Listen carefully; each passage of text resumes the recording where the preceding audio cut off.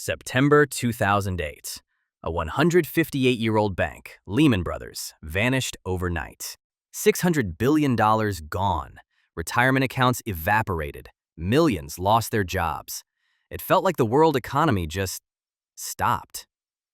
But what if I told you the real cause wasn't a sudden crash, but a tiny, simple lie, whispered over and over until it became a roar that brought the whole system down?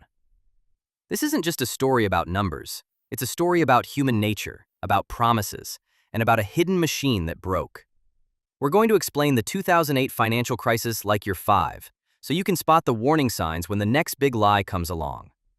Our story starts in 2002. America was a bit sad after the dot-com bust and 9/11. So the government had a plan. Make money super cheap. They cut interest rates to almost zero. Suddenly, borrowing money was easy. And everyone's new favorite game wasn't baseball, it was buying a house. Why rent when you can own? That was the big message everywhere. Banks loved it. They started giving out loans like candy.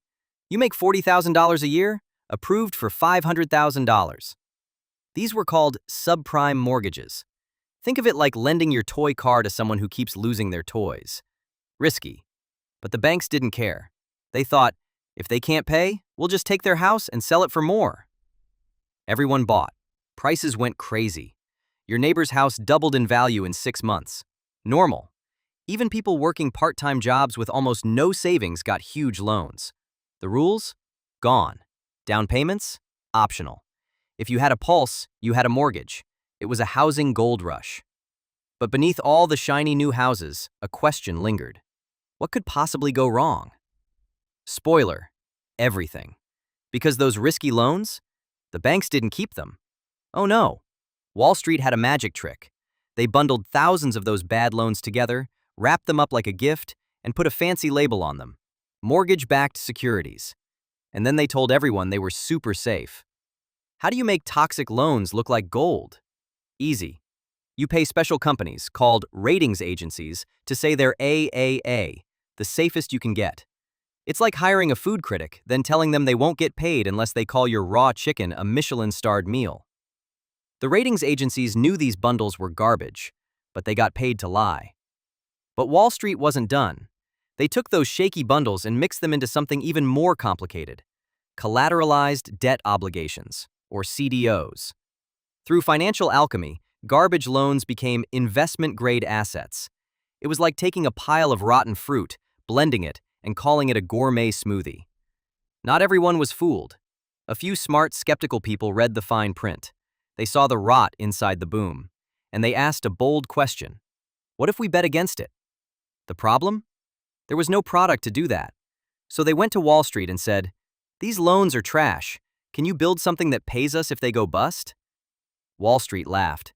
"You want to bet against the housing market? That's adorable." But they smelled easy money by collecting fees. So they cooked up the thing that would eventually blow up the world economy: credit default swaps. Think of it like buying fire insurance on your neighbor's house, even if you don't own it, and then secretly hoping it burns down. The whole system was a Jenga tower made of lies and risky bets. At first, it was a whisper. A missed payment here, a foreclosure there. But then came the wave, and suddenly, the unthinkable became the headline. Home prices are falling. This wasn't supposed to happen. For years, the housing market had been a Jenga tower built on wild optimism. In 2007, someone pulled the wrong block.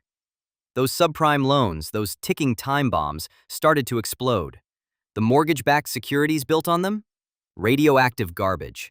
Banks that thought they were holding gold suddenly realized they were holding financial plutonium. We can't sell this junk. It's worth zero. Panic spread like wildfire. And then, boom! Lehman Brothers, a bank that had been around for 158 years, gone.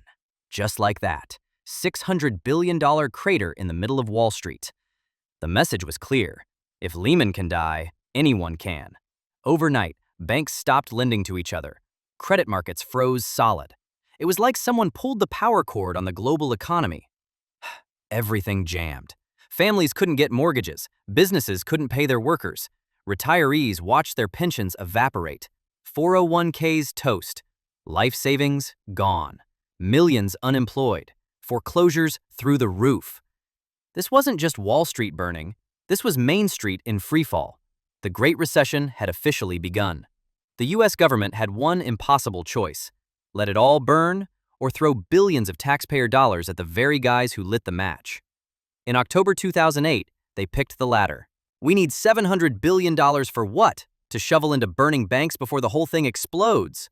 This was the Troubled Asset Relief Program, or TARP. Basically, a $700 billion pillow for Wall Street to fall on. Why? Because these banks weren't just too big to fail. If they collapsed, they'd take down the entire global economy with them. So, the government did what it had to do. They started chucking money out of helicopters. Seriously, loans, bailouts, buying up bad assets. If your bank account was smoking, Uncle Sam brought the fire hose. And guess what? It kind of worked. Markets calmed down. The stock market eventually started crawling back. Wall Street exhaled. But Main Street was still choking on smoke. Unemployment hit 10%, 8 million jobs gone, 4 million homes foreclosed, $19 trillion in household wealth vanished. And people were furious. Wall Street bonuses are back! I just got evicted and they get a bonus? The people who caused the collapse got bailed out. The people who lived through it got pink slips and food stamps. Wall Street popped champagne. Main Street stood in line for soup. The system survived, but trust burned to the ground. A generation grew up knowing, when the banks mess up, they get rescued. When you mess up, you get wrecked. Because if 2008 taught us anything, it's that the next crisis doesn't look like the last one. It looks harmless, profitable, inevitable, until it isn't. So, what can we learn? That debt isn't always bad, but bad debt, hidden and bundled, is a ticking time bomb. That promises of easy money often hide a lie. And that when everyone is rushing into something, that's often the moment to step back and ask, can someone explain this to me like I'm 5? Because if they can't, you might be standing on the wrong side of the next big lie.